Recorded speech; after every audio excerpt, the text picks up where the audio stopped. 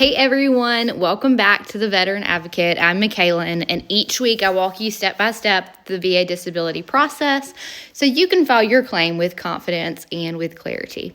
So today's episode is all about choosing the right type of VA claim, and most veterans have never been taught the differences, and filing the wrong type of claim can lead to denials or even worse, denied when you should actually be approved. So today we're breaking down all 5 types of VA claims and how they work.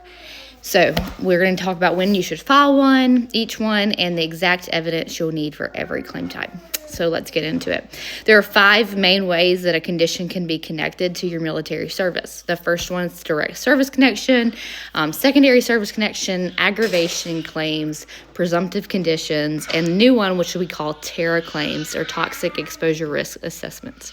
So by the end of this episode, you'll know exactly which one matches your situation and which one that you need to use. So a direct claim means something that happened in service and you have a diagnosis right now. A medical opinion connects the two things between back in the military and now. This is the most common type of claim. For example, you had a back injury from an airborne school, or a hearing loss from being around aircraft or weapons. You might have migraines after having a blast exposure, or knee pain from years of rucking while you're in the military. Evidence you need is a current diagnosis with your own care provider, service treatment records showing the symptoms, and a nexus that link the two, not necessarily nexus letter. We will get into that in the next episode. So a secondary claim is conditions that are caused by or worsened by connected disabilities that you already have. So, for example, I have sciatica that is caused by my service-connected back injury, or I've got depression that's caused by my chronic pain, or I've got hip pain that's caused by my knees hurt and I'm walking kind of funky. So evidence you need for these is the diagnosis that you have the secondary condition, proof of a primary service-connected condition, and a nexus showing that one caused the other or made the other really worse. So if your condition is a domino effect, it's a secondary claim. Aggravation claims are the third type. This applies when the condition you had before service and the military made it permanently worse. So, for example, you had pre-existing asthma, but when you went on deployment, you were exposed to all these things, and now it's worse. Or old knee injury that got worse because of physical therapy, or anxiety that you had before that got significantly worse after being stressed out while you were there. You need proof that the condition existed before service. You need records showing it was worsened during service, and you need a medical opinion that shows that the worsening wasn't just the natural progression of this disease. So aggravation claims are more technical but critical when the military worsened something that was pre-service conditions. Now, presumptive claims are conditions the VA automatically recognizes as related to certain exposures or eras. You don't need a nexus letter for these, these are presumptive, meaning that they're automatically granted.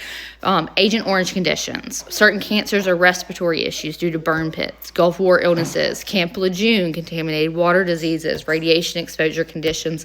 You can find all of these presumptive materials online on the VA's website.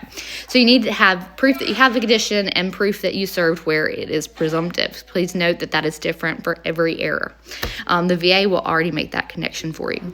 And the newest and most important to me category is a TERA claim. They apply when you were exposed to something hazardous in service, but your condition is not on the presumptive list. So think of a TERA as a bridge between a direct service connection and toxic presumptives.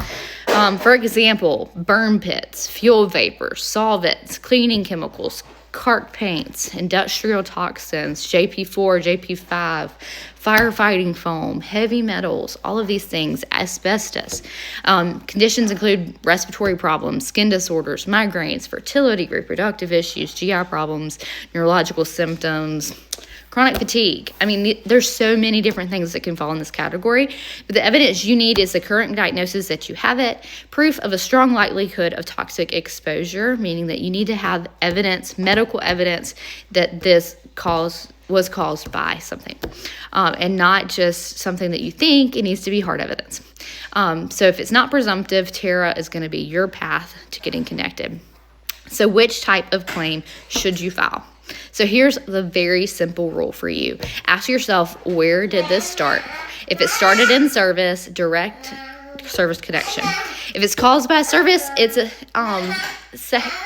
caused by a service connected condition is secondary. If service made it worse, it's an aggravation. It's presumptive if it came from toxic exposures. And this is my little man down here. So let's do a few quick examples for you. Example 1, back pain. Back pain began during service. It's a direct claim. Example 2, nerve pain caused by your back injury. That's the secondary claim, okay? Example 3, asthma existed before service, worsened while you're in uniform. That's an aggravation claim. Example 4, you served in Iraq, Afghanistan with a presumptive lung condition. That is going to be a presumptive claim. Asthma, COPD. Example 5, you're exposed to burn pits. You have migraines, but it's not presumptive. It's a TERA claim, okay?